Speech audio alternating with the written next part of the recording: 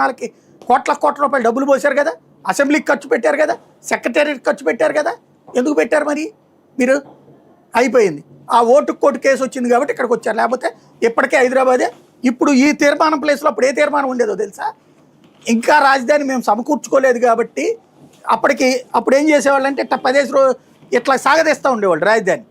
ఈ సాగదీసి ఇంకా మేము తేల్చుకోలేని కారణంగా ఇంకో 15 ఏళ్ల పాటు, ఇంకో 10 ఏళ్ల పాటు ఎక్స్పాన్షన్ ఉమ్మడి రాజధాని అని తెచ్చేవాళ్ళు తీర్మానం. ఖచ్చితంగా ఓటుకు కోటు కేసు అవ్వకపోయి ఉంటే, కేసీఆర్ బెదిరించి ఇక్కడికి పంపించకపోయి ఉంటే, అక్కడ కార్యకలాపాల్లో తెలుగుదేశం పూర్తిగా దెబ్బతినకపోయి ఉంటే, తెలుగుదేశానికి అక్కడ ఇవాళకి కూడా 15-20 సీట్లు వస్తూ ఉంటే, వైసీపీకి కూడా ఒక 5-10 సీట్లు వస్తూ ఉంటే తెలంగాణలో ఇవాళకి కూడా రాష్ట్ర విభజన జరిగేది కాదు. ఆంధ్రప్రదేశ్కి రాజధాని వచ్చిండేది కాదు. అదృష్టమో దురదృష్టమో వాళ్ళు అక్కడి నుంచి ఆ తప్పు పని చేయడం వలన ఇక్కడికి మనం రాబడ్డాం. ఇవాళ ఏంటి, ఇక్కడికి వచ్చాక హైకోర్టు తెచ్చారండి. హైకోర్టుకి ఏమని రాశారు ఆ రోజున?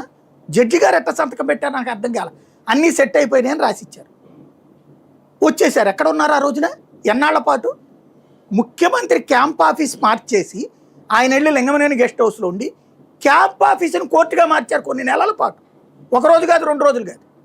ఒక ఆంధ్రప్రదేశ్ రాష్ట్ర హైకోర్టు ఏమైపోతుంది తెలంగాణలో ఇంకో 4 నెలలు ఉంటే? ఆ ముక్క రాసి వచ్చాం ఇక్కడ తీసి చంద్రబాబు గారు ఉండి ఖాళీ